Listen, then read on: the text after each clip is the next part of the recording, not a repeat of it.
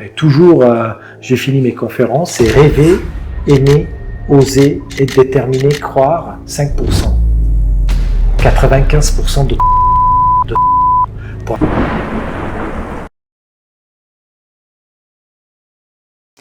Bonjour, bienvenue dans un nouvel épisode de Agora Podcast. Aujourd'hui, on se retrouve avec Ara Kachadourian, aventurier, entrepreneur, j'en passe. Si on commençait pour... tu te présentes un peu et on verra. Merci avant tout pour l'invitation. Alors, merci à toi. Je me présente de cette façon-là, Ara Kachadourian, citoyen du monde, arménien d'origine, né au Liban, français, européen et marseillais. Et aussi, qui me tiennent à cœur, je suis parrain et membre actif de TCAP21, Trisomie 21, où j'accompagne des jeunes qui sont porteurs de trisomie à faire des activités sportives depuis 10 ans, et aussi ambassadeur de l'ONG au Liban, qui est le Resto du Cœur du Liban, où dans un de mes défis, j'ai récolté des fonds pour cette association. Alors voilà, je suis né au Liban, j'ai 2 fois 30 ans, et ma grand-mère, elle vient de la Turquie, génocide des Arméniens perpétré par l'Empire ottoman. Ils sont venus en Syrie, ils ont été chassés. De la Syrie, ils ont été chassés, ils sont arrivés au Liban. Nous, 3 générations, 3 fois déplacés, 3 guerres. Et ma mère, en allant pour accoucher, les médecins lui disent « il y a 2... dans votre ventre, il y a 2 bébés. » Et elle était surprise parce qu'il n'y avait pas l'échographie à l'époque. Et elle était en pleurs en disant comment je fais pour les élever. J'avais déjà un grand frère. Et nous sommes nés, moi et mon frère. Et ma grand-mère, elle était là. Heureusement, en disant t'inquiète, on va s'en occuper. Et voilà, on est arrivé. Alors d'un père, on va dire alcoolique un peu. Tous les soirs, il venait avec sa bouteille de whisky. Ma mère, un peu dépressif. C'était pas évident. Et à l'âge de 6 ans, je commençais le scoutisme, où j'ai appris beaucoup de choses, comme élever pour s'élever. On va en parler tout à l'heure. J'allais à l'école, j'ai 9 ans, la guerre a commencé au Liban. Et c'était compliqué, les écoles fermées. On avait une maison à la montagne, on allait là-bas. Et je faisais des petits boulots quand je pouvais, parce que j'avais pas le droit d'argent de poche. Et j'étais vendeur de journaux, réparateur de vélos, etc. Et quand la guerre se calmait, j'ai retourné à l'école.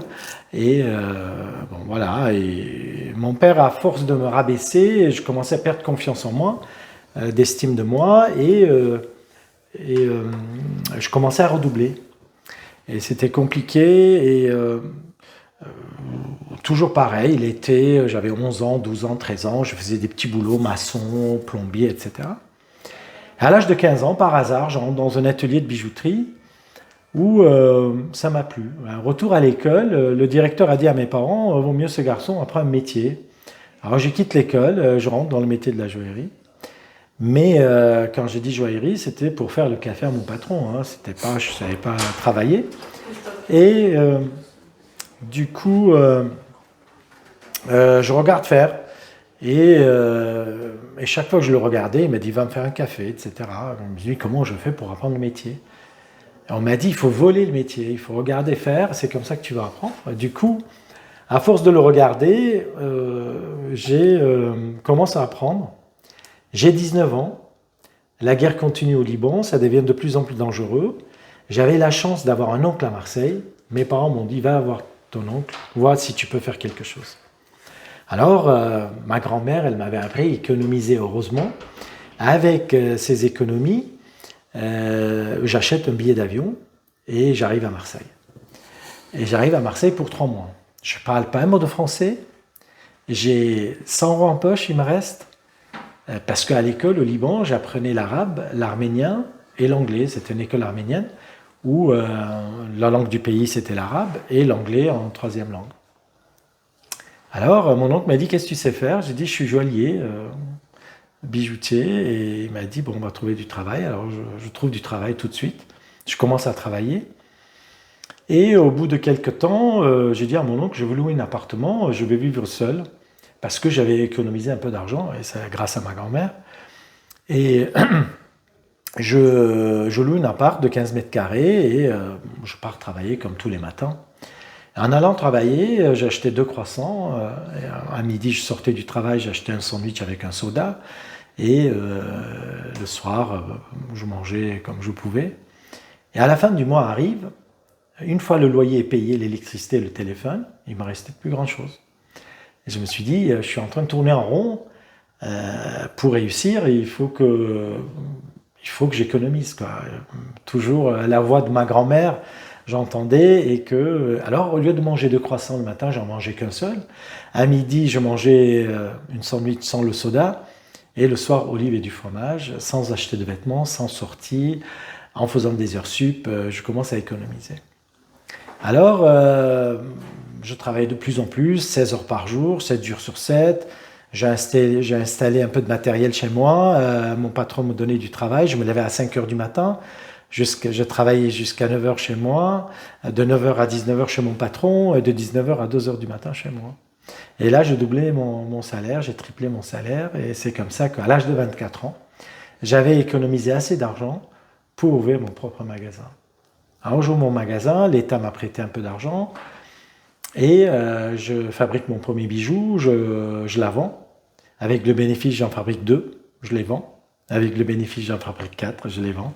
Et ça commence comme ça. Et pour ne pas perdre de temps, j'achète l'appartement au-dessus de la boutique pour que quand je me lève à 4h50 exactement, à 5h, je suis déjà au travail. Et voilà, c'était 7 jours sur 7, 16 heures par jour. Et à l'âge de 28 ans, alors je rencontre une jolie fille, j'ai 28 ans. Okay. Elle me dit je dis qu'est-ce que tu as envie de faire? Elle me dit parfumerie. Elle me dit je ne comprends rien de parfumerie. Si tu veux, on ouvre une autre bijouterie. J'ouvre une deuxième bijouterie. Et voilà, malheureusement, on se sépare au bout de 3 ans. Et je continue à travailler. Je rencontre une autre jolie fille. Elle me dit... Elle était fonctionnaire et on a commencé à vivre ensemble. On a eu un enfant. Mais malheureusement, j'ai 40 ans. Mon petit Alex, il avait 6 ans. On se sépare. Et là, d'un coup, il y avait une vide. Et j'ai dit, comment je fais pour remplir ce vide?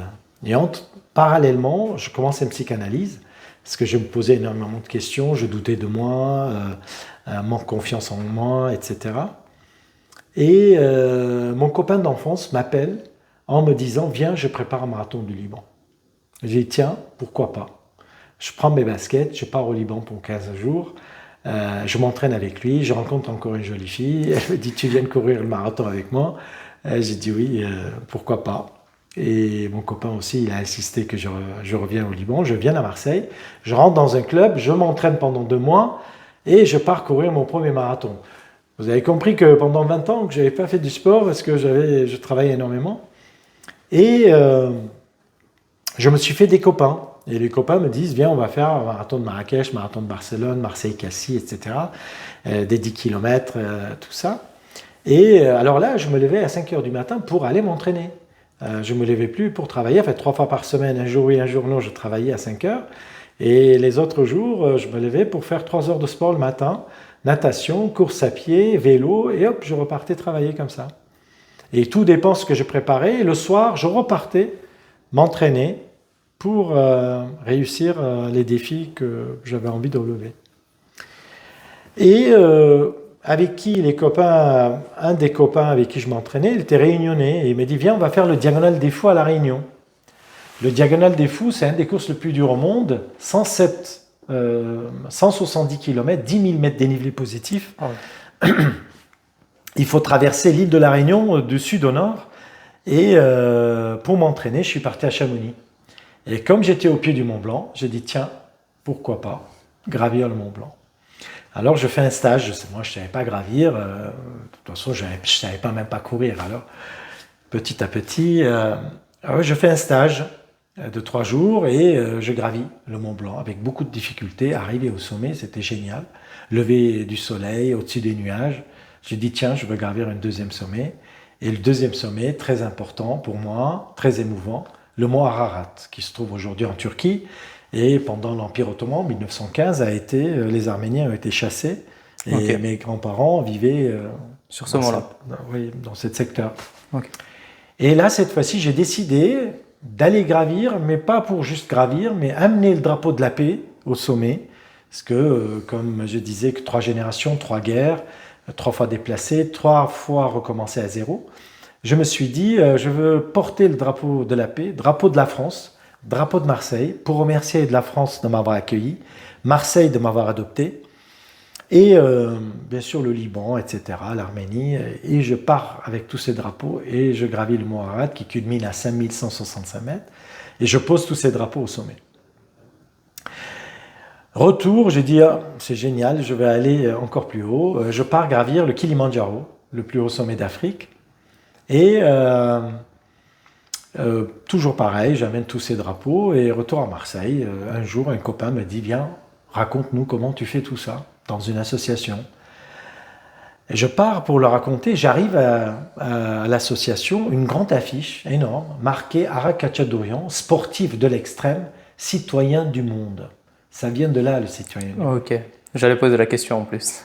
Alors aujourd'hui, j'ai dit aux élèves, quand vous vous présentez, présentez-vous en tant que citoyen du monde avant tout, avant de dire vous êtes français, marseillais, de quel quartier vous venez, citoyen du monde, vous allez vous sentir grand. Pourquoi? Alors, je vois ça et après la conférence, je tourne vers le président de l'association en lui disant, dans 2 ans, c'était en 2013, c'est le 100e commémoration génocide des Arméniens et pour tous les génocides et toutes les guerres qui ont été perpétrées 20e ou 21e siècle, qu'ils soient juifs, rwandais, etc., je veux porter le drapeau au plus haut sommet du monde pour délivrer un message de paix, de mémoire et de reconnaissance. Et il me faut 50 000 euros. Alors il me dit, Banco, on va trouver ça, il y a 80 000 Arméniens à Marseille, si chacun donne 1 euro, on va pouvoir récolter ça. Alors je dis, c'est génial, alors bon, je rentre chez moi, et j'ouvre mon ordi, j'ai dit, il faut que j'aille m'entraîner, parce que ça ne suffit pas d'avoir gravi ces 3 sommets pour aller gravir le plus haut sommet du monde. Alors je pars au Pérou, Bolivie, Équateur, et j'ai gravi le Sajama, Cotopaxi, Chimborazo, Huascarán, 6000, 6003, 6005 et 6700 mètres d'altitude. Et d'autres sommets de 3000 et de 4000 pour l'acclimatation. J'ai gravi 9 sommets en 36 jours. J'ai dit, ça ne suffit pas, il faut que j'aille encore plus haut pour voir si mon corps peut supporter l'altitude. Je pars gravir le pic Lénine en Kyrgyzstan, 7124 mètres. J'ai eu des difficultés, je me suis repris en 2 fois pour le gravir. Et 2015, je pars pour l'Everest. Malheureusement, je me trouve au camp de base, 25 avril 2015, tremblement de terre, très grand tremblement de terre. Parmi les alpinistes, 20 morts, 60 blessés, moi je faillis mourir. Et parmi la population, 23 000 morts. Toutes les expéditions sur l'Himalaya s'arrêtent et je suis obligé de rentrer. Et là, en rentrant, il y avait les journalistes qui m'attendaient à l'aéroport, première page de la Provence, le rescapé de l'Everest. Et j'annonce que, impérativement, je veux retourner en 2016 pour porter le drapeau au sommet. En 2016, je suis reparti, après encore 1 an d'entraînement, et je portais le drapeau au sommet. Après 46 jours d'ascension, j'atteins le sommet le 22 mai à 8h30 du matin. Et quand j'étais au camp de base, j'ai écrit une lettre au président Erdogan et à tous les présidents du monde pour qu'ils cessent les guerres dans le monde. Et en revenant, j'ai perdu les bouts de mes orteils. J'ai eu des engelures, j'ai attendu 1 an pour que ça se guérisse. Et mes amis m'ont dit, quel est ton prochain défi? J'ai dit, j'ai cette lettre à amener au président Erdogan pour qu'il reconnaisse le génocide des Arméniens, perpétré par l'Empire ottoman. Et j'aimerais lui donner en main propre. Et j'ai décidé de partir en courant cette fois-ci. Marseille, Monaco, Italie, Slovénie, Croatie, Serbie, Bulgarie, Grèce, Turquie, Géorgie, Arménie. 107 marathons, en 107 jours, 4550 km, 11 pays à traverser. Et je suis parti en courant. Voilà, j'ai couru tous les jours sans aucun jour de repos. Et je suis arrivé en Arménie. Après ça, je me dis, bon, ça c'est Marseille, ville de mon adoption, jusqu'à capitale de mes origines. Et je me suis dit, qu'est-ce que je peux faire pour le Liban, où il vivait, c'était après l'explosion, je voulais le faire avant le Covid. Et le Covid est arrivé, je n'ai pas pu le faire. Et pendant le Covid, il y a eu l'explosion du port du Liban. Et j'ai dit, cette fois-ci, je ne veux pas faire que pour la paix, et je veux faire aussi humanitaire. récolter des fonds pour une association, pour une ONG au Liban qui s'appelle Achafi 2020. C'est le Resto du Cœur du Liban.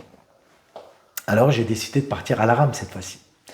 Et je me suis entraîné pendant 1 an avec le kayak, ça ne m'a pas plu. J'ai essayé l'aviron, c'était mieux, parce que c'est tout le corps qui travaille. Et je suis parti le 22 mai 2023. Et j'ai mis 88 jours pour faire les 4000 km. Je pensais mettre 120 jours. J'ai eu la chance d'avoir du beau temps. Et je suis arrivé en 88 jours à Beyrouth, au port de Beyrouth, port militaire de Beyrouth, où l'armée libanaise est venue m'escorter en arrivant dans les eaux libanaises pour m'accompagner jusqu'au port de Beyrouth. Voilà, et après ça, mes amis m'ont dit arrête de faire tous ces défis pour la paix. Bon, ils faisaient des plaisanteries. Et j'ai dit d'accord, je vais m'arrêter. Ils me disent comment ça tu vas t'arrêter?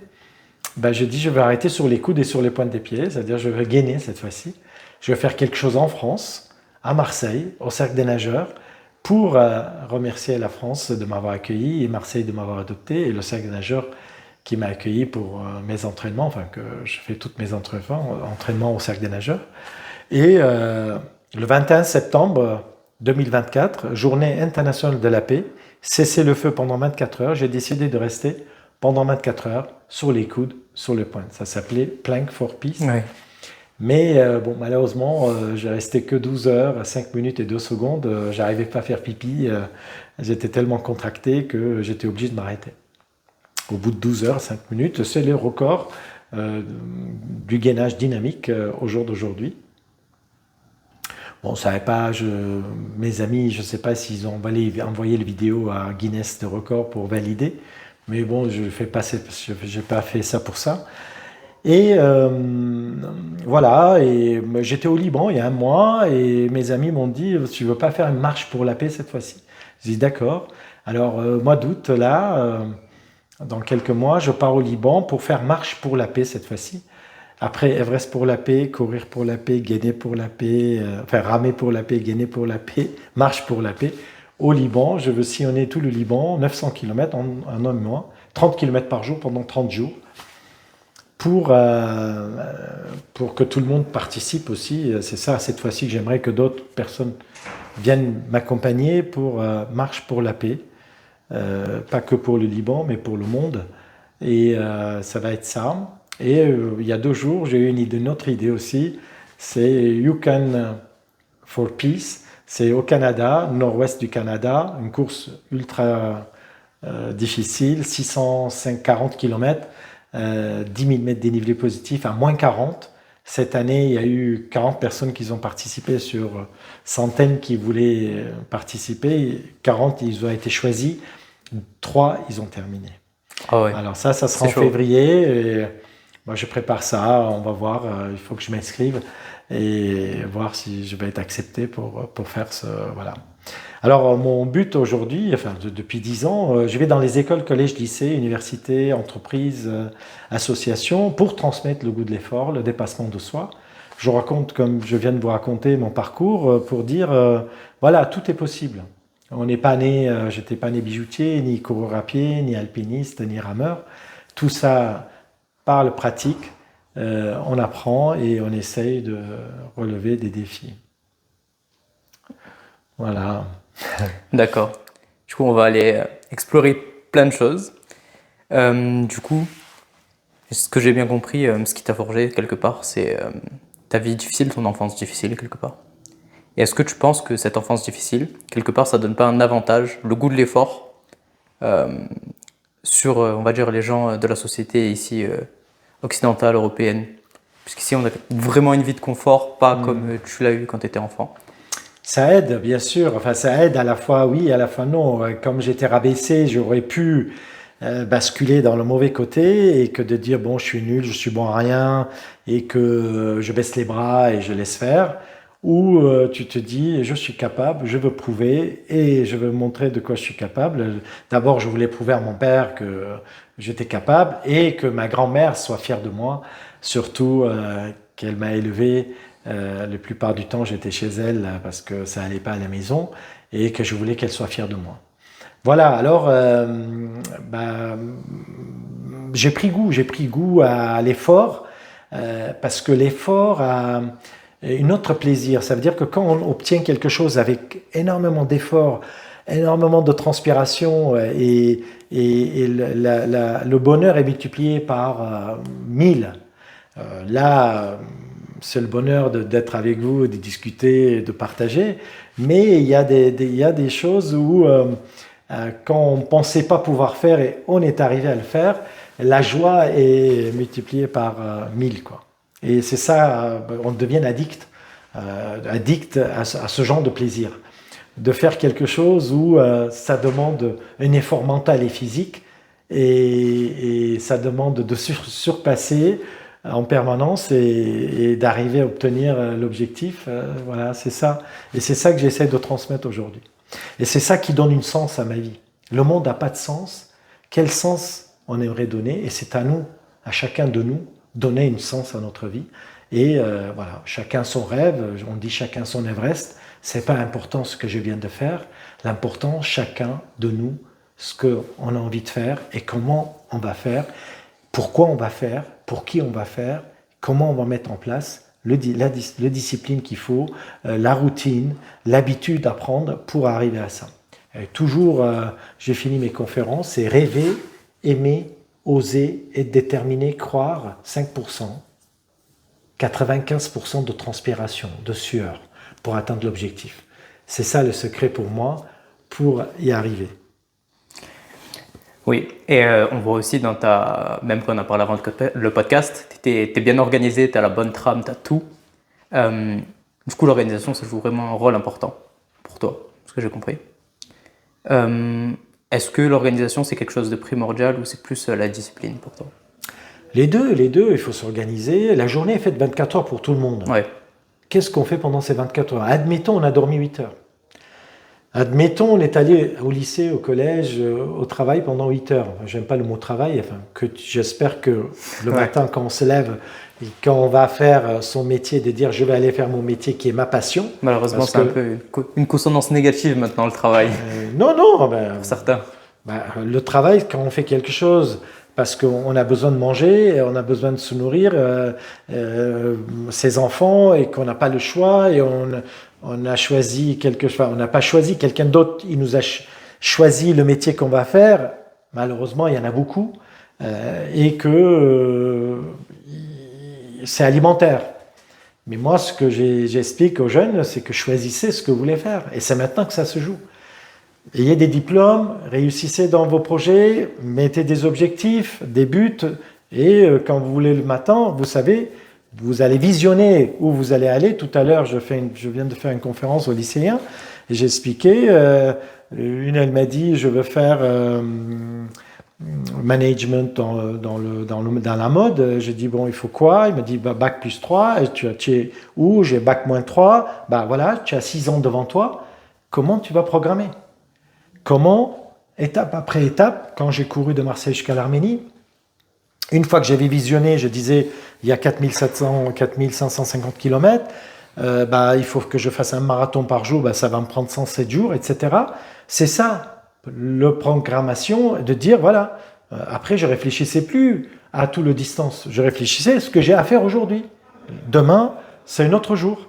Qu'est-ce que j'ai encore à faire, etc., etc. Et c'est comme ça que petit à petit, jour après jour, semaine après semaine, mois après mois, on atteint l'objectif. C'est comme ça. Patience, constance, confiance. C'est ça le secret. Patience, constance, confiance. Je explique que l'intelligence, c'est les questions émotionnelles. Et parmi, il y a 1000 façons d'être intelligent. Tout le monde est intelligent. Et primordial, c'est d'être patient. Et le sens de l'adaptation. Voilà. Et aiguiser son flair. L'intelligence, c'est le flair. Qu'est-ce que c'est le flair? C'est l'intuition. Qu'est-ce que l'intuition? C'est le savoir et la connaissance. C'est ça. Comment tu vas aiguiser ton flair pour connaître comment gérer, comment faire les choses, etc. Et ça prend des années. Ce que je sais aujourd'hui à l'âge de 60 ans, si je le savais à l'âge de 20 ans, ça aurait été extraordinaire. Alors voilà, c'est ça que j'essaie d'expliquer, que mon parcours, j'essaie de transmettre, et qu'un des plus beaux métiers du monde pour moi, un des Enfin, il y en a 3. Le plus dur et le plus beau métier, c'est être parent, être enseignant, être président. Beaucoup de responsabilités et beaucoup de la transmission. Si aujourd'hui le monde est là, enfin nous tous nous sommes là, on a des tables, on a des portables, on a des voitures, c'est grâce à la transmission. On améliore sans cesse grâce à la transmission et voilà. Et je trouve qu'on ne respecte pas assez aujourd'hui les professeurs, les enseignants et leur donner encore plus de moyens pour transmettre. Et c'est ça et que j'aime, voilà. Je dis aux élèves, qui parmi vous va devenir enseignant plus tard, et parce que c'est sans l'enseignement, sans la transmission, on n'arrive pas, quoi. Alors l'arbre monte haut quand les racines sont profondes, et c'est comme ça que voilà, il faut prendre les choses à la base et leur apprendre la philosophie, la psychologie, et leur donner du sens. Aujourd'hui, les jeunes, ils vont à l'école, ils ne savent pas pourquoi ils vont à l'école. Ouais. Ils vont au collège, au lycée, etc. Et c'est ça que j'essaie de leur expliquer, que c'est là que ça se joue, apprendre pour après faire un métier, quoi. Ok. Du coup, tu nous as parlé du coup, de ton organisation, de ça on a découlé ici. Tu nous as dit la patience. Du coup, c'est vrai que la patience, c'est avec les émotions, c'est se comprendre soi-même, c'est important. Donc, tu parles de la psychologie qui est importante, et c'est pour ça que la plupart des jeunes, je pense, sont un peu désorientés à l'école, puisque malheureusement aujourd'hui, c'est une école un peu industrialisation, post-guerre, pardon. Ça a été fait pour industrialiser, quoi. Tu nous parlais aussi de visualisation. Tu peux nous parler un peu de la visualisation pour toi? Comment ça a été important? C'est l'objectif. Ça veut dire que je suis au point A, je vais aller au point B. Il faut le visualiser, combien de temps ça va prendre, quelle énergie il faut pour y aller, comment je vais me discipliner. Comme je disais, la journée est faite 24 heures, c'est 3 heures par jour, 7 jours sur 7, 365 jours par an. On fait quelque chose, on devient très bon. Si on fait 6 heures par jour, on devient champion. C'est ça, notre énergie pour tous nos défis, comment tu vas canaliser ton énergie pour atteindre l'objectif. Et c'est ça, et se mettre dans une routine, dans une discipline. Petit à petit, c'est ça, l'humain, le cerveau de l'humain, c'est très lent. C'est petit à petit, on apprend, enfin, on s'améliore, ça prend des années et des années, quoi. Je veux dire, pour être bon dans un domaine, ça prend des années. Pour devenir chirurgien, c'est bac plus 13. Pour devenir pilote d'avion, peut-être, c'est bac plus 6. Pourquoi? Parce que il faut apprendre, quoi. C'est ça qui est long. Et tout est comme ça, il faut être patient, il faut visualiser, je veux devenir médecin, je veux devenir kiné, je veux devenir, je sais pas, le métier qu'on va pratiquer plus tard, il faut le visualiser, combien de temps ça prend, et s'y mettre, quoi. Dans l'action, dans le pratique, le bonheur est dans l'action. Alors, parfois ça marche pas, de ne pas essayer, c'est sûr de ne pas réussir. Okay. Essayer, c'est peut-être réussir. C'est ça le problème. Les échecs nous apprennent autant que nos succès. Et c'est ça, de faire quelque chose, de réussir du premier coup, c'est que vous le savez déjà. De faire quelque chose qu'on ne sait pas, qu'on ne le réussit pas du premier coup, c'est là où on apprend. On apprend par nos échecs. Nos échecs nous apprennent autant que nos succès. C'est ça, Mandela a dit, quand je réussis, j'apprends. Enfin, quand je réussis, je gagne. Quand je rate, j'apprends. Dans les deux cas, nous sommes gagnants. Et c'est ça. Plus on échoue, mieux on apprend. Et il faut tomber 10 fois, il faut se relever 11 fois. Voilà le secret. De pas peur de l'échec, de pas avoir peur de moquerie ou quoi que ce soit. Ça, c'est très américain. Ils n'ont pas peur, eux. Et nous, en France, qu'est-ce qu'ils vont en parler, etc. Et ce que je dis aux élèves, c'est que personne n'a le droit de vous rabaisser sans votre consentement. Quand l'autre vous dit quelque chose, ça lui appartient, ça ne vous appartient pas. Soyez sûr de vous et travaillez sur vous-même. Et le premier ennemi, c'est nous-mêmes. Je ne suis pas assez bien, je ne suis pas assez grand, je ne suis pas assez ceci, je ne suis pas assez cela. personne n'est capable de faire davantage ce qu'il croit pouvoir faire. On fait ce qu'on croit pouvoir faire. Et les personnes qui ne croient pas en eux, ils ne font pas grand-chose. Il faut croire en soi, et pour y croire en soi, il faut faire des petits défis pour atteindre des grands défis. Voilà, nous sommes tous des étoiles, nous sommes tous capables de briller, ça demande de la transpiration. Voilà le secret, la transpiration, de pratique, et jamais lâcher, et jusqu'à en atteindre notre objectif. Mais quand souvent on arrête parce qu'on est en face de la difficulté, et dès qu'on arrive devant la difficulté, on dit je veux prendre un autre chemin parce que c'est difficile. Non, il faut s'arrêter quand on n'aime pas quelque chose, mais pas parce que c'est difficile. Parce que tout est difficile. Apprendre, c'est difficile. Mozart, son père, avant la naissance du Mozart, il a écrit un bouquin, Comment devenir virtuose. Mozart, à l'âge de 4 ans jusqu'à 8 ans, 4 heures de piano par jour. Voilà. Ce qui a inventé l'ampoule, pour prendre un autre exemple, je ne me rappelle plus son nom, c'est pas grave. Peu importe, ouais. Comment ? Peu importe. Peu importe. Il a essayé, pour réussir à créer l'ampoule, 1001 fois. 1000 fois, il a échoué. D'où l'expression. Voilà, il a réussi 1001e fois. Et quand on lui a demandé, il a dit, j'ai compris que 1000 fois que ça ne fonctionne pas. Il a compris qu'il ne fonctionnait pas jusqu'à qu'il comprenne comment ça fonctionne. Voilà, 1000 fois. Nous, au bout de 2e fois ou 3e fois, on abandonne le gars 1000 fois. Pour prendre aussi l'exemple de Tyson, l'aspirateur, 5627 fois. Il a essayé pour créer cette forme d'aspiration. Voilà, c'est vraiment, il faut être solide, il faut tenir bon et pas baisser les bras en face des difficultés. Parce qu'on va les rencontrer tout le temps, tout le long de notre vie. On est des êtres de plaisir et de désir. Et j'avais trouvé cette formule, souhait, envie, désir, nous avons tous. D'où les émotions aussi. Exactement, frustration, colère, attente, frustration, colère, tristesse. Si je suis en colère, si je suis triste, c'est que je suis frustré. Si je suis frustré parce que j'attends quelque chose de moi-même ou des autres, parce que j'ai un souhait, j'ai une envie, j'ai un désir.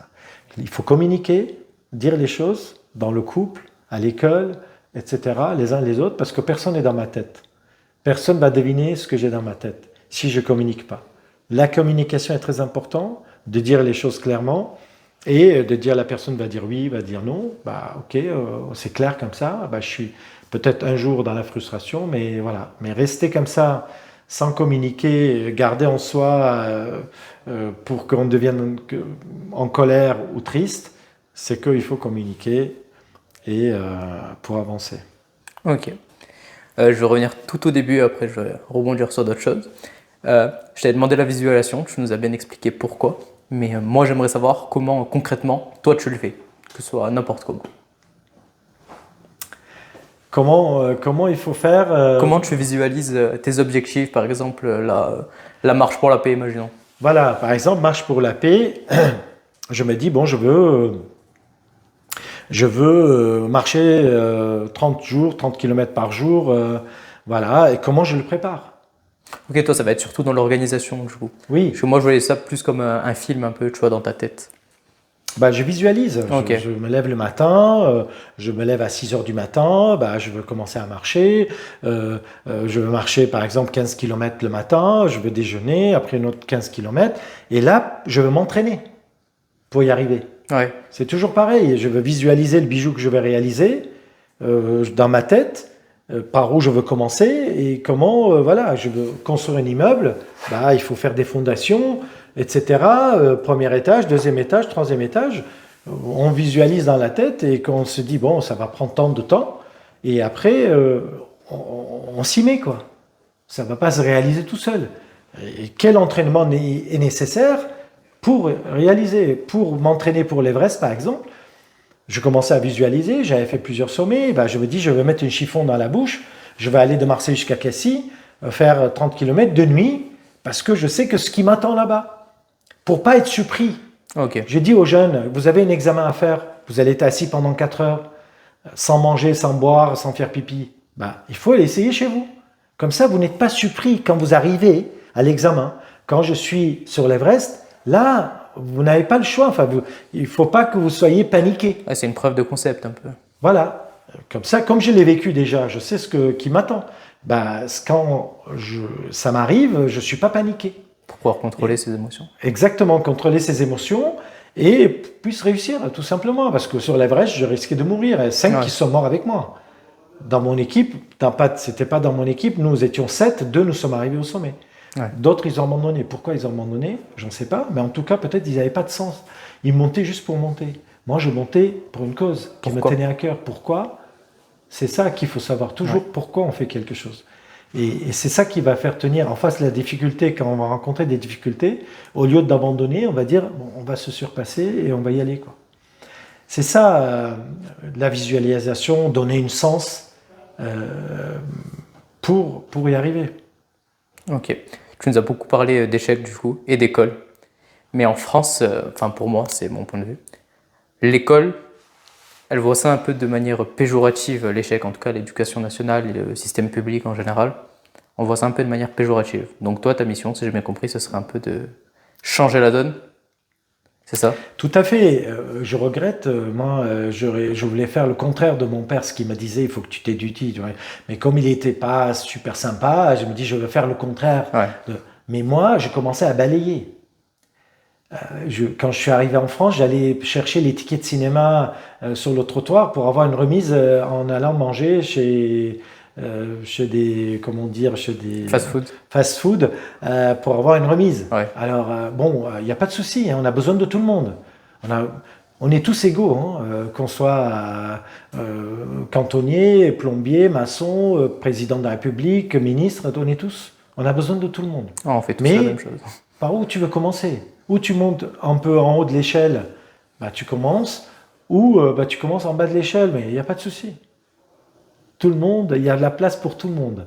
Il y a milliers de métiers qu'on peut faire. Aujourd'hui, je dis aux jeunes, mais qu'est-ce que vous avez envie? Ils ont 15 ans, 20 ans, etc. Ah ben, je ne sais pas. Et comment tu vas te lever le matin pour aller, et ça n'a pas de sens alors. C'est vrai ça n'a pas de sens d'aller à l'école, d'apprendre, ou au lycée, au collège, si tu ne sais pas quoi faire. Commence à rêver, commence à savoir commence à aimer quelque chose. Si plus tard tu as envie de changer, pourquoi pas, mais voilà, je vais aller apprendre.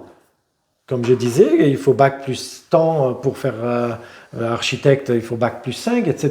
Ben voilà, l'objectif est ça. Ben, qu'est-ce qu'il faut que je fasse pour y arriver? C'est tout simple.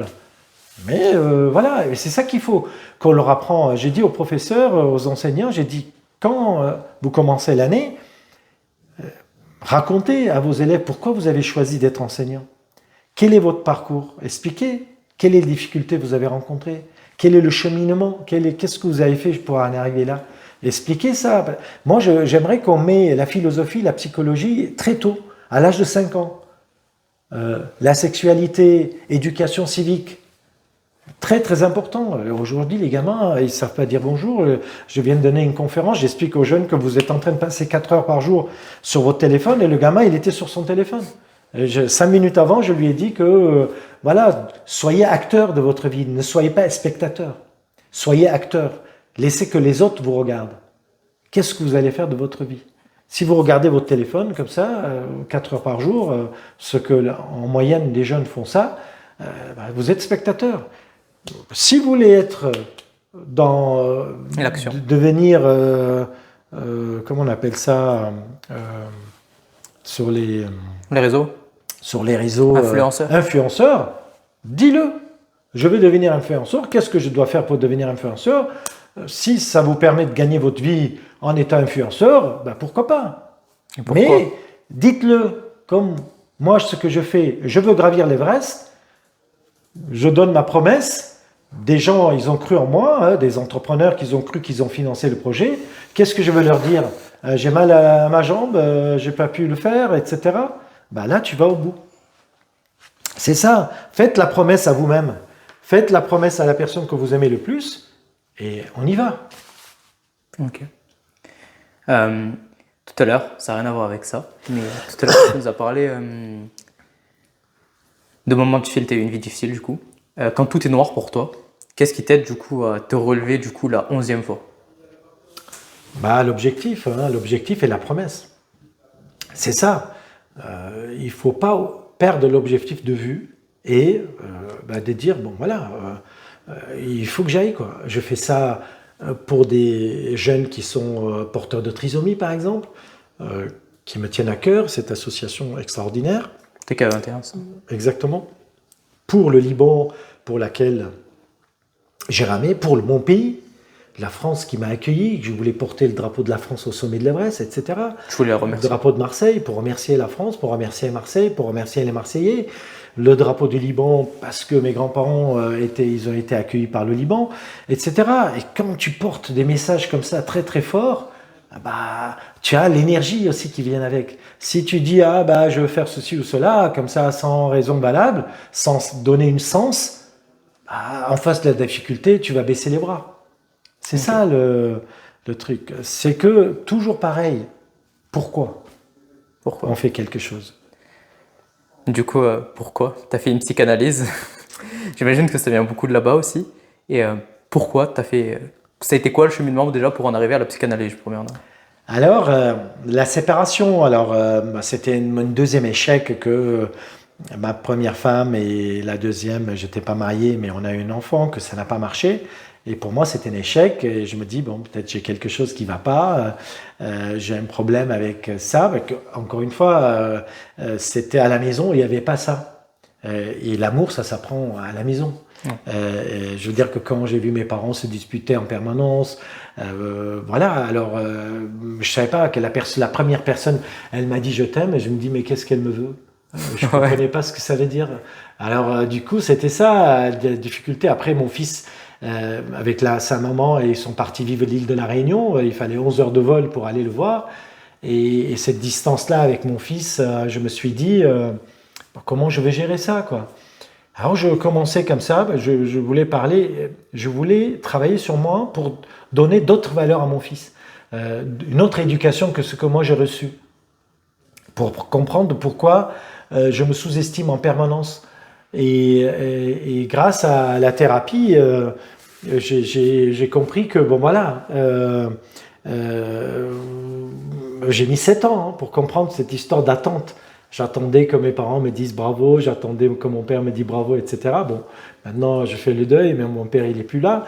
Mais je gagnais confiance en moi, mais tout en faisant le sport. Le sport, ça m'a apporté énormément parce que chaque fois que j'ai réussi une course, je disais waouh, j'ai réussi le marathon à l'âge de 40 ans, courir 42 km. Je disais, voilà, et c'est petit à petit, j'ai gagné confiance en moi. C'est très long, le chemin est très long, très difficile, etc. C'était ça. Et grâce à la thérapie, grâce au sport, j'ai gagné un peu plus confiance en moi. Mais c'est pas encore ça. Je continue maintenant seul à faire un peu de philo et psycho pour justement garder la tête sur l'épaule. Et encore, chaque fois que je dis, c'est très important de faire les choses très sérieusement, sans se prendre au sérieux. C'est là le secret pour réussir. Voilà, faire avec amour, faire avec du plaisir, donner du sens, savoir pourquoi on fait ça, et chacun est libre de faire de ce qu'il veut faire de sa vie, et tout le monde est capable. Mais première chose, quand je rentre dans une classe, ce que je leur dis, vous êtes tous beaux, vous êtes tous intelligents. Qu'est-ce que vous allez faire avec votre intelligence? Vous pouvez caresser comme vous pouvez frapper, vous pouvez construire comme vous pouvez détruire. Oui, c'est un phénomène psychologique, j'ai déjà entendu parler. On dit t'es beau, t'es beau, t'es beau. Du coup, tu penses que tu es beau. Et ça marche plus avec l'intelligence. Du coup, tu es intelligent, tu es intelligent, tu es intelligent. Et du coup, tu développes plus ton intelligence que ce que tu l'aurais fait si on te dit rien ou tu dis t'es bête. Non, mais on est en permanence en train de se comparer. Et c'est mauvais. Ça le problème. Et c'est très mauvais. Nous sommes uniques. Ce que je leur ai dit tout à l'heure. Nous sommes uniques. Votre beauté est unique. N'essayez pas de ressembler. Si vous êtes frisé, n'essayez pas de défriser, etc. Gardez ça. Vous avez un nez qui est un peu plus gros, machin. Mais gardez c'est charmant. Voilà quoi. Gardez tel que vous êtes. Ne changez rien. Ne changez rien parce que dès que vous allez changer quelque chose, vous n'êtes plus vous-même. L'important, c'est de se comparer à soi-même essentiellement. Exactement. Et l'ennemi numéro un, c'est nous-mêmes. Je ne suis pas assez ci, je ne suis pas assez ça, je ne suis pas assez intelligent, je ne suis pas assez belle, je ne suis pas assez beau, je ne suis pas assez grand. Quand on est grand, on veut être petit. Quand on est petit, on veut être grand. Quand on est fort, on veut être mince. Quand on est mince, on veut être fort, etc., etc. Sans cesse, sans cesse, sans cesse. Et ça, c'est la voix à l'intérieur de nous. Et ça, il faut arriver à le gérer, la voix à l'intérieur de nous, qui a été matraquée dans notre enfance, tout le long de notre parcours, avec les copains, avec les profs, avec les parents, etc., etc. Tu n'es pas assez ci. Malheureusement, il y a des gens qui n'ont pas la finesse. Ils disent des choses comme ça et ça peut blesser. Et si quelqu'un vous dit quelque chose de méchant qui vous blesse, il faut chercher en vous. Pourquoi ça vous a blessé? Et est-ce que c'est vrai? Prendre du recul et demander aux autres. Bien sûr. Si l'autre te dit quelque chose, ça lui appartient, ça ne vous appartient pas. Alors, c'est très difficile, hein, c'est facile de dire, mais c'est énormément de travail sur soi pour arriver à gérer quand il y a de l'émotion, parce que dans une famille, il y a de l'émotion, il y a de l'affect, et que quand notre père dit quelque chose, ça peut prendre de l'ampleur.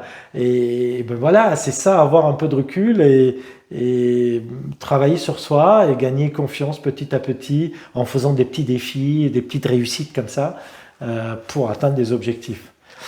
J'aime pas le mot réussite. Hein. Qu'est-ce que c'est réussite? Encore une fois, c'est propre à chacun. Propre à chacun. C'est juste essayer de s'améliorer un petit peu chaque fois, et que quand le moment voulu, tu vas faire le bilan, quand tu te regardes en arrière, te dire waouh. Tu seras fier de toi. Que tu sois fier de toi et tu dises waouh au lieu de dire bof. Vaut mieux avoir des remords que des regrets. Et bon, voilà, c'est comme ça, c'est d'avancer pas à pas. Ok. Du coup, là, on a vu qu'est-ce qui te fait avancer, toi, tous les jours? Qu'est-ce que ça a été pour toi l'importance de ton réseau et de tes connaissances du coup? Alors, en arrivant en France, j'avais pas de réseau. Hein. J'avais un oncle déjà et que cette chance-là énorme. Ils étaient adorables et je travaillais. Alors, je pouvais pas faire de réseau. Le réseau est très important. Mais comme je travaillais 16 heures par jour, j'avais pas le temps d'avoir un réseau. Mais les clients venaient bouche à oreille. Comme ça leur plaisait, ce que j'ai réalisé. Et ils venaient et me disaient waouh, on a entendu parler de toi, etc., etc. Et la bijouterie, la particularité, c'est qu'un médecin de famille. Il faut avoir confiance pour venir amener son or, les diamants, les pierres précieuses pour réaliser. Ça a besoin de la confiance, quoi. Et j'ai eu de la chance que mes clients me faisaient confiance et envoyaient d'autres clients, etc. Et ils sont devenus mes amis. Après tous mes clients, et c'est eux qui m'ont donné confiance en moi, surtout particulièrement un couple d'amis qui sont devenus des amis, Ponce, et qui m'a donné, voilà, ils trouvaient des choses extraordinaires. Ils étaient profs d'anglais et profs de français, et moi j'étais admiratif quand je voyais des profs, je disais voilà, waouh quoi. Transmettre, je trouvais ça extraordinaire. Une autre petite anecdote, j'avais un psychanalyste qui est venu à la boutique un jour, qui est devenu une amie, et j'ai dit waouh, bac plus 12, comment on fait autant d'études? Moi j'ai bac moins 5. Et il m'a dit non, mais tu plaisantes, c'est moi je suis admiratif dans ce que tu fais parce que tu es non seulement manuel, à la fois intellectuel, parce que pour réaliser des bijoux, il faut être un intellectuel, enfin il faut avoir une tête pour réaliser, pour créer. Et que moi je disais bof quoi, pour devenir bijoutier, quand on a raté l'école, on rentre dans un métier et que on apprend sur le tas. Et ce que j'ai dit aux élèves, c'est la chance d'avoir un métier dans les mains. Je pouvais aller n'importe où dans le monde sans parler la langue du pays, m'asseoir et réaliser des bijoux et gagner ma vie, quoi. Alors c'était ça qui était extraordinaire. Et pourquoi j'ai ouvert une boutique? Comme je disais et à quel moment j'ai ouvert, c'est que quand je suis allé voir mon patron, je demandais une augmentation. Et heureusement qu'il ne m'a pas augmenté. Parce que s'il aurait augmenté, j'aurais resté sur place en disant que bon, c'est super, je suis tranquille, peinard. Dans la zone de confort. Dans la zone de confort, exactement. Pour s'améliorer en permanence, il faut sortir de sa zone de confort. Et il m'a dit non, je ne peux pas t'augmenter comme ça, mais Ara, etc.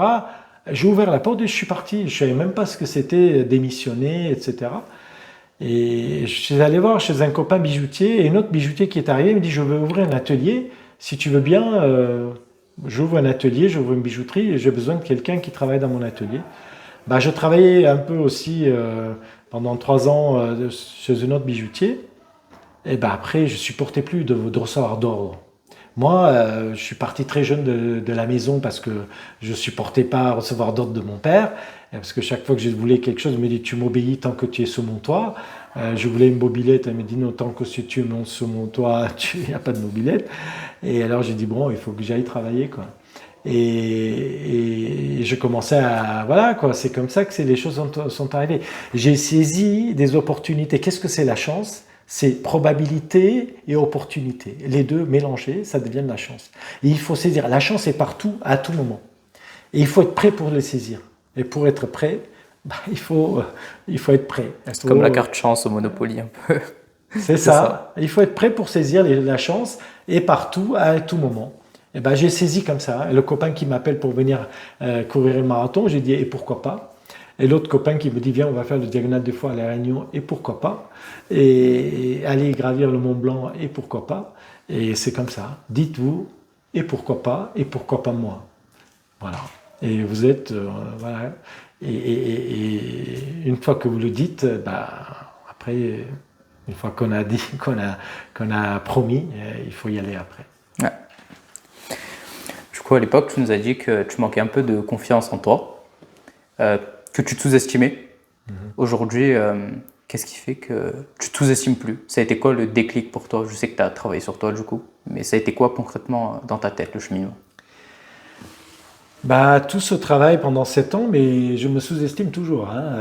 Parce que chaque fois que j'ai fini quelque chose, un voix me dit bof. Et heureusement, il y a ce voix-là, parce que sinon, je ne me lancerai pas dans d'autres défis. Mais bon, c'est pas encore ça. Je continue à travailler sur moi. Bon, je gagnais un peu plus confiance en moi par rapport à quand j'avais 20 ans. Et le chemin, il est encore long. Rien n'est acquis. Rien n'est figé. Tout est en mouvement, en permanence. Et j'essaie de m'améliorer à chaque fois, et l'envie aujourd'hui de transmettre, et j'essaie de m'améliorer, de comprendre mieux l'humain, nos doutes, nos craintes, nos peurs, pour justement, j'essaie de vaincre mes peurs pour avancer, quoi, pour continuer à relever des défis, qu'ils soient sportifs ou autres. Voilà, par exemple, je vais apprendre un instrument de musique là, arménienne, ça s'appelle le duduk. Je vais le recevoir là bientôt d'Arménie. Et voilà, il y a ça, écrire un bouquin. Voilà, moi, en arrivant en France, j'écris. Je ne savais pas parler un mot de français, écrire un bouquin aujourd'hui, bah, avec l'aide, bien sûr. Pour une autre petite anecdote, que j'avais honte, quand j'ai ouvert ma boutique, je ne savais pas écrire, je ne savais pas faire un chèque. Ok. Le chèque, vous savez, il faut mettre un chiffre, et après, il faut le faire en lettres. 1, U1, 2, DUX, etc. Et j'avais écrit, quelqu'un qui m'avait écrit sur un papier, où j'avais mis dans mon tiroir, et quand un fournisseur venait m'apporter une marchandise et qu'il fallait faire un chèque, je disais, j'ai pas mon chéquier, je vous l'envoie par la poste. Et ça me coûtait un timbre. Et quand le fournisseur partait, je sortais mon papier et j'écrivais comme ça, pour dire que d'où je viens et les difficultés que j'ai eues, la honte que j'ai eue pour arriver voilà, où je suis arrivé aujourd'hui. Moi, je fais toujours des fautes d'orthographe, mais parce que bah, je ne fais pas l'effort d'apprendre, quoi. Voilà. Et mon effort, je le mets ailleurs. Voilà. Mais j'ai encore un peu de regret de ne pas avoir appris à l'école. Mais bon, il fallait vivre, il fallait développer mon entreprise. Et comme on dit, l'être humain, avant tout, il faut qu'il mange, qu'il se vêtit, qu'il se loge. Et c'était ça. Dans l'engrenage, je suis parti, les clients arrivaient et je ne savais pas dire non. Le client arrivait le vendredi, il voulait le bijou le samedi parce qu'il se mariait. Et ben, je disais d'accord, je travaillais 24 heures pour fournir, je ne savais pas dire non. Et voilà, c'est comme ça que ça s'est passé. Et de fil en aiguille, beaucoup de commandes, beaucoup. Et après avoir fait 7 ans de psychanalyse, je commençais à avoir plus peur de manquer. Parce que comme j'ai manqué, en arrivant en France, avant d'arriver, j'ai mangé une boîte de sardines à 5. Et je me suis dit, plus jamais ça. Mes parents, ils avaient tout perdu. Pendant 40 ans, tout le travail qu'a fait mon père, c'est que je me suis dit, c'est à moi maintenant d'envoyer de l'argent à mes parents. Après, ils sont venus après moi à Marseille. Ma mère était chef cuisine, enfin, elle était prof de cuisine au Liban. On a ouvert des restaurants à Aix-en-Provence. Et moi, le week-end, vendredi, samedi, dimanche, j'allais faire le service. Après mon travail, je les ai aidés à monter des restaurants. Et j'allais le week-end, où il y avait beaucoup de monde, à faire le service parce qu'on n'avait pas le moyen de payer un serveur. Et j'allais servir. Et voilà, c'est comme ça. Et j'ai acheté une maison à mes parents après, pour lui prouver à mon père qu'ils me disent bravo, tu as réussi. Bon, je le voyais dans ses yeux, mais comme il était pudique, il n'osait pas le dire parce que il avait compris que peut-être, voilà, qu'il n'avait pas cru en moi et que voilà, je lui ai prouvé que j'étais capable. Voilà, et après j'ai investi dans l'immobilier un peu, tout ça, qui m'a permis de lever le pied et que je puisse faire ce que je fais. Alors la première fois que j'étais invité dans une école, il y a 10 ans, j'avais un ami prof m'a dit viens, parle aux jeunes, ils n'ont pas envie de faire d'efforts. Je dis qu'est-ce que vous voulez que j'en parle? Et il dit d'accord, j'ai dit je veux bien venir. Et je suis allé les voir. À la fin de la conférence, les profs m'ont dit waouh, on n'a jamais vu ça, cette silence. Ils t'ont écouté religieusement.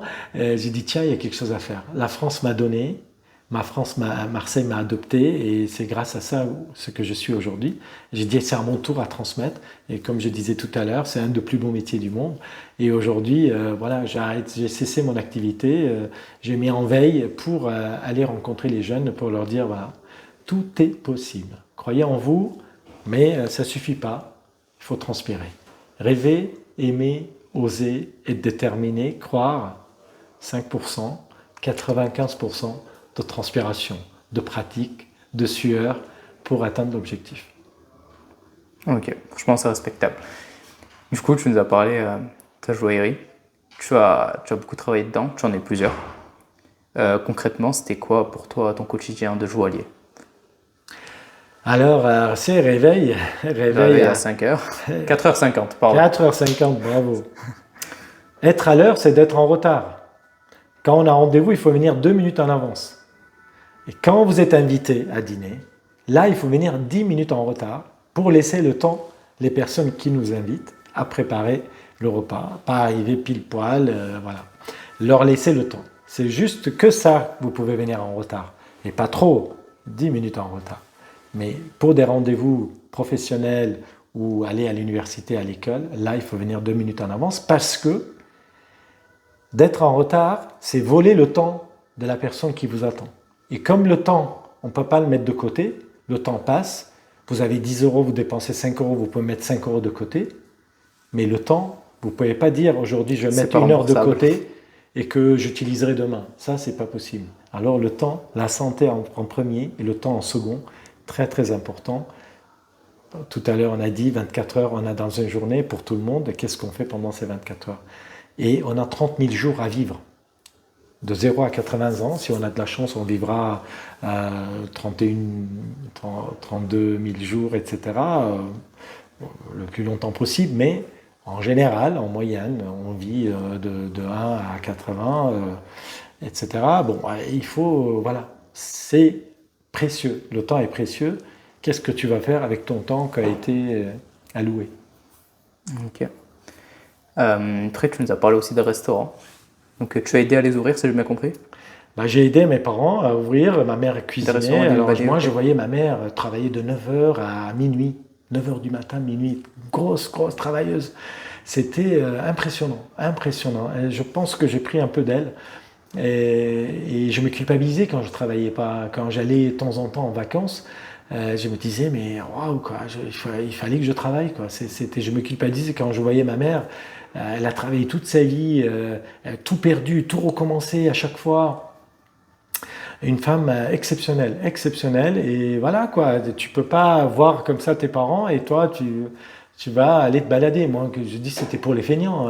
Aller en vacances, je ne savais même pas ce que c'était aller en vacances. Et le dimanche, qu'est-ce que c'est un dimanche? La semaine est de C'est 7 un jours. jour, ouais. Moi, tous les jours dimanche, quand je dis, ils me disent, mais j'ai dit, moi, tous les jours Noël et tous les jours dimanche. Tant que je travaille et tant que je pratique mon métier qui est ma passion, c'est dimanche. Aujourd'hui, j'ai de la chance que tous les jours c'est dimanche et tous les jours c'est Noël. Voilà, alors il n'y a pas lundi, mardi, mercredi. C'est tous les jours, c'est le même jour pour moi. Okay. Je me lève à la même heure, je mange la même chose et je m'entraîne tous les jours entre 4 heures et 8 heures par jour. Si je n'ai pas de rendez-vous, minimum 4 heures déjà. Et tout dépend de ce que je veux préparer, 8 heures par jour. Ok. Voilà, c'est routine, discipline, régularité. C'est là le secret. Il faut être régulier.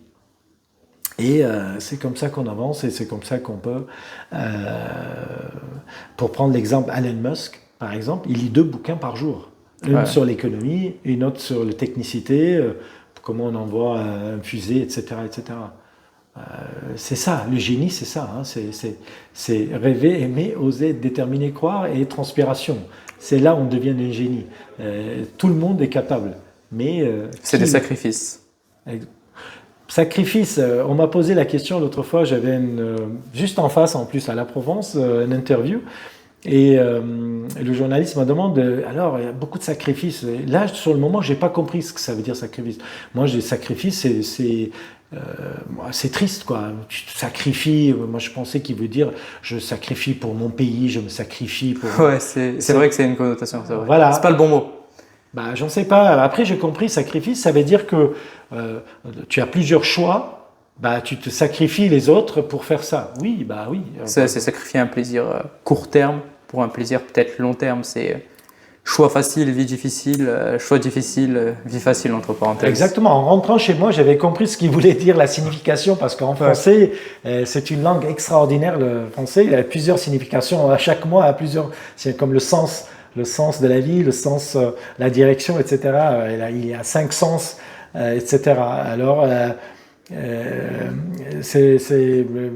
je maîtrise pas encore très bien la langue, et du coup, quand il m'a posé cette question, je dis non, mais il n'y a pas de sacrifice, je fais les choses par plaisir. De toute façon, si on fait pas par plaisir, faire ce qu'on aime, on réussira pas. Voilà.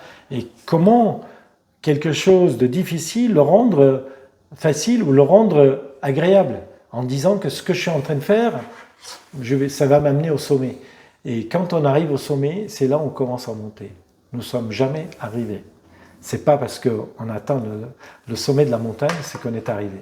C'est là où on commence à monter.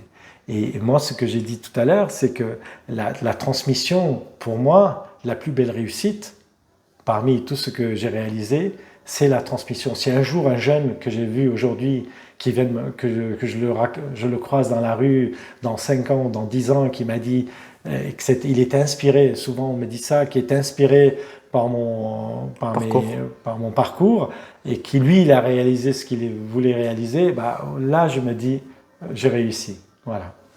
Que là. Ok. Et Ara, aujourd'hui, c'est toujours plein de défis, mais est-ce qu'un jour tu vas t'arrêter?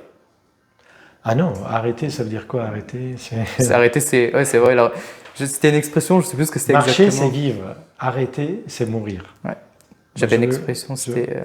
Pardon, excuse-moi, je t'en prie. Non, ouais. Je te laisse. Ben, c'est ça, je disais que arrêter, c'est mourir. Marcher, c'est vivre. Il faut continuer à tout âge. On peut faire quelque chose, peut-être plus tard je jouerai au golf ou je ferai danse de salon, j'en sais pas. Mais en tout cas, je continuerai à aller dans les écoles, collèges, lycées, je continuerai à transmettre. C'est eux qui me donnent envie de continuer aussi à relever des défis et ça m'amuse énormément. Ça m'amuse d'aller voir les jeunes, c'est ma thérapie, hein, avant tout. Transmettre, c'est m'écouter, m'entendre. Et voilà quoi. Alors...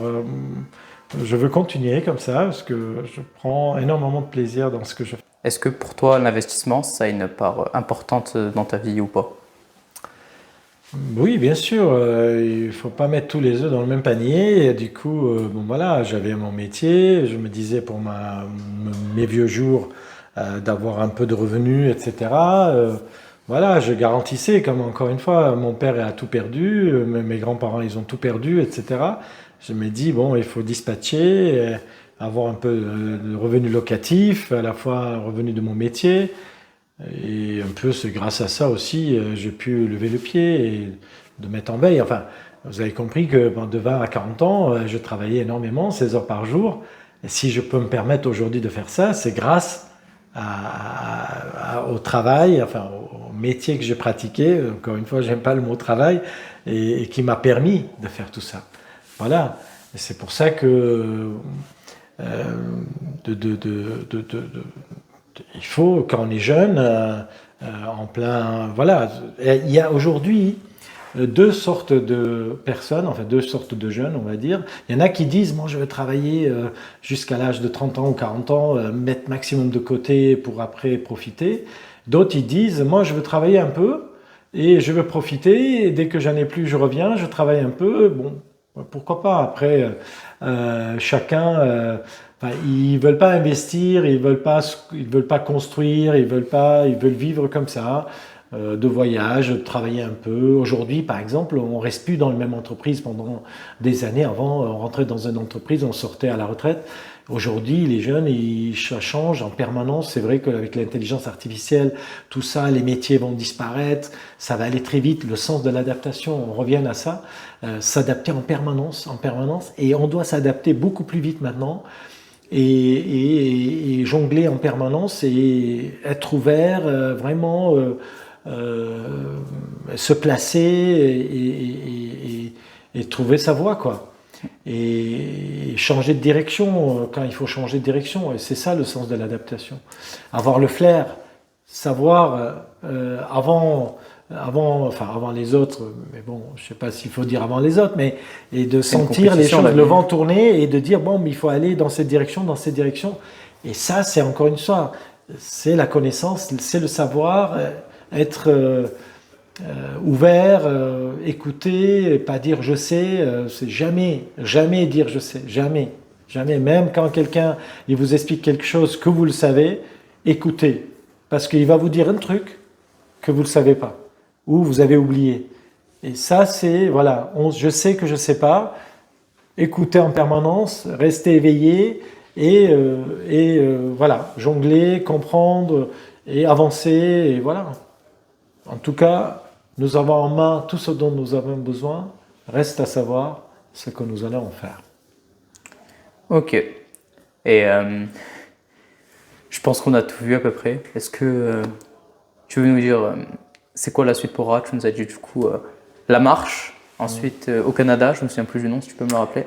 Ultra, c'est pas ultra, mais je me rappelle plus. Yukon Ultra Trail, voilà, c'est 240 km à moins 40, nord-ouest du Canada, presque Alaska.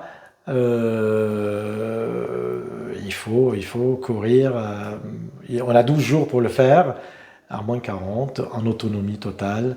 Voilà, je vais essayer de m'inscrire et j'espère que je vais être accepté pour me lancer dans ce défi. Ok. Et tu nous as parlé, du coup, on a parlé beaucoup d'organisation, de tout ça. Comment concrètement là tu vas faire pour ça? Je me levais très tôt le matin et m'entraîner comme si j'étais là-bas, dans un frigo déjà, dans des frigos, dans des congélateurs, des grands congélateurs où on garde la viande, etc. S'entraîner à moins 20, parce que les congélateurs en général c'est moins 20, et là je risque d'avoir moins 40, d'aller en montagne, s'entraîner de nuit, parce qu'il va faire nuit tout le temps, 22 heures sur 24. Et dans cette période-là, et s'entraîner de nuit avec le frontal, je vais avoir 30 kilos à tirer, voilà quoi, tout ce que je dois vivre là-bas, il faut que je m'entraîne, voilà, toujours pareil, que je ne sois pas surpris, arriver, mais ça je ne le savais pas. Malgré sûr d'essayer de m'entraîner, je vais être surpris là-bas. Comme ça m'est arrivé sur l'Everest, je me suis rendu compte que je n'étais pas assez préparé. Mais on n'est jamais assez préparé. C'est que si vous attendez que vous soyez prêt à 100%, vous ne ferez jamais rien. C'est que dès que vous sentez que vous êtes préparé à 51%, il faut y aller et que vous vous préparez tout le long du parcours et vous apprenez tout le long du parcours, vous adapterez tout le long du parcours, mais mieux on se prépare, on laisse le moins possible de surprises, en fait, de choses qu'on ne sait pas. Ben, il faut se préparer un maximum pour tenter atteindre l'objectif, réussir l'objectif. Ok. Au tout début, je vais rembobiner. Tu nous as parlé du coup de l'association TK21. Si tu pourrais un peu la présenter, si tu veux, faire un peu sa pub aussi, si ça te tient à cœur. TK21, bah, je les ai rencontrés, la présidente Katia Berganelli, il y a 10 ans, et je partais pour gravir l'Aconcagua, le plus haut sommet du continent américain, qui culmine à 7000 mètres d'altitude. Et il m'a dit, tu veux bien être le parrain? J'ai dit, mais avec grand plaisir, parce que j'ai adoré les jeunes de TCAP qui sont porteurs de trisomie, et que j'ai amené leur logo au sommet du mont Aconcagua.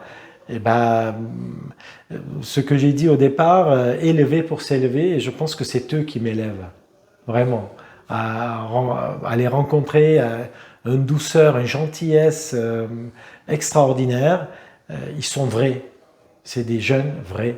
Et c'est ça, ils me portent, ils me donnent envie de continuer, et c'est extraordinaire. Voilà. Et venez nous voir à Niolon.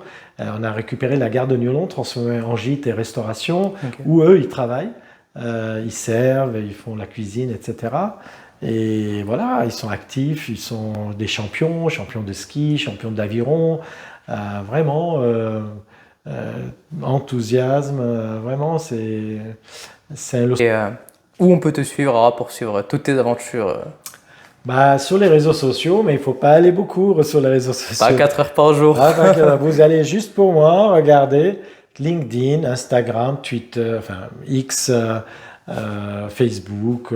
Je publie pas beaucoup, je publie de temps en temps.